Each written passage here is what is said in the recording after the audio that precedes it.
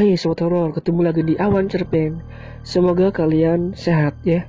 Sebelum videonya jangan lupa kalian subscribe dulu agar channel Awan Cerpen ini semakin berkembang dan sukses. Oke, langsung ke videonya. Cekidot.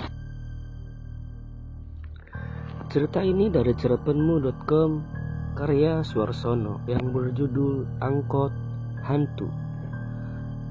Terminal begitu sepi, ini tak seperti biasanya sebab hari ini adalah hari Sabtu malam Minggu. Minggu adalah hari libur dan bahkan beberapa instansi sudah memberlakukan 5 hari kerja. Sehingga Sabtu Minggu adalah saatnya berlibur. Seperti biasa, begitu turun dari bus, aku langsung berjalan keluar terminal menuju jalur antrian angkot. Untuk membawaku pulang ke rumahku, aneh, hanya ada satu angkot yang antri. Biasanya di jam segini masih cukup banyak angkot yang antri menunggu penumpang di dalam minggu seperti ini. Orang bilang angkot di terminal ini 24 jam kalau akhir pekan. Suasana sepi terasa semakin menjadi-jadi. Tak kulihat orang-orang yang biasanya masih berseliweran di terminal bus ini, baik yang datang ataupun berangkat. Jalan Surabaya Pak, kataku pada sopir angkot yang sedang antri. Itu satu-satunya angkot. Sopir itu tak menjawab dan hanya menganggukkan kepalanya dengan sangat pelan. Aku masuk ke dalam angkot dan duduk di ujung karena aku merasa tujuanku paling jauh. Lama sekali aku menunggu penumpang penuh sebelum angkot berangkat. Mungkin sudah 1 jam lebih aku duduk sendirian di dalam angkot itu. Kulirik jam tanganku, hampir tengah malam pas. Namun belum ada satupun tambahan penumpang yang datang ke angkot ini. Aneh, padahal kulihat angkot jalur yang lain cepat penuh penumpangnya dan antrian angkot yang lumayan banyak segera berkurang. Sementara malam semakin larut, tepat pukul jam 12 malam, kurasakan angkot bergetar karena mesin dihidupkan dan angkot mulai berangkat. Aku merasa ada yang tidak beres. Sebab bukan sekali ini aku pulang malam dan naik angkot seperti ini. Aku ingin menanyakan kepada sopir kenapa hanya dengan satu penumpang angkot tetap berangkat. Ini tidak biasa. Namun aku berpikir positif kepada sopir angkot itu. Mungkin ia kasihan kepadaku yang sudah lebih dari 2 jam menunggu di angkot namun tak ada tambahan penumpang. Mungkin juga waktu sudah terlalu malam dan ia pun ingin pulang. Aku memilih diam. Aku rasakan angkot bergerak keluar terminal. Sekali lagi aku merasakan keanehan. Lampu-lampu jalan terlihat redup, bahkan banyak jalan yang gelap gulita. Tidak seperti biasanya. Aku hafal betul jalan-jalan yang dilewati angkot ini karena aku sudah 5 tahun lebih tinggal di kota ini. Keanehan terus kurasakan selama perjalanan. Di alun-alun Tugu angkot berbelok masuk ke dalam jalan Majapahit yang bukan jalurnya. Aku biarkan saja karena mungkin angkot akan mengisi BBM di pom bensin di alun-alun.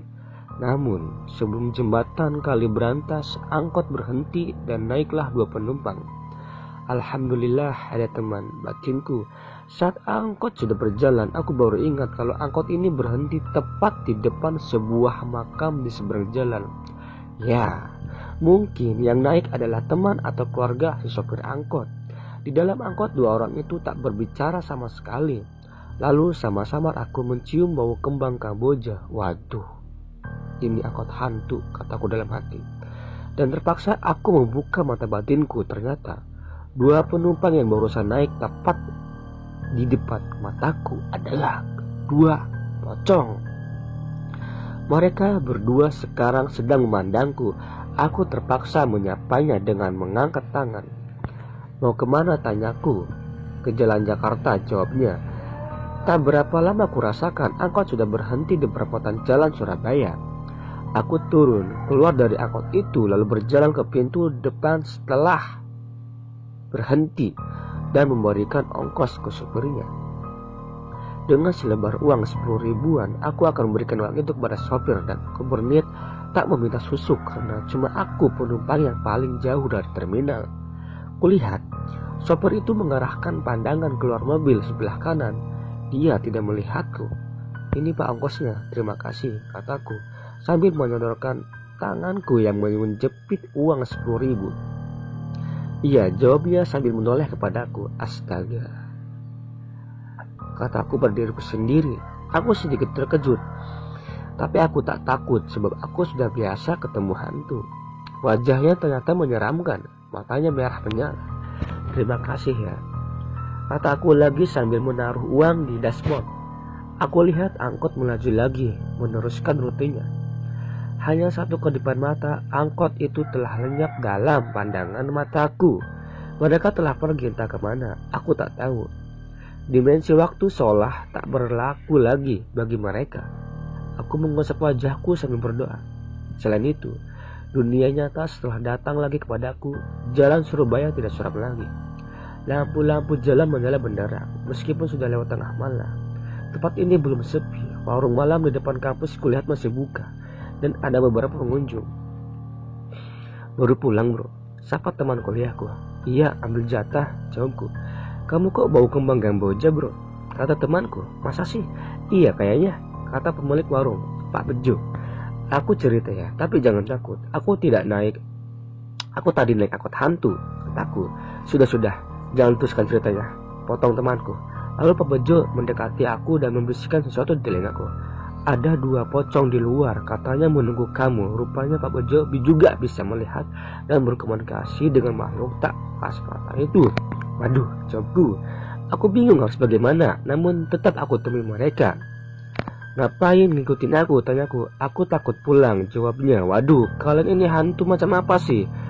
Antar kami please, pintanya. Baiklah, tapi jangan menampakkan diri ya, jawabku. Mereka mengangguk, aku kasihan juga sama mereka. Seumpama masih hidup, mereka masih remaja.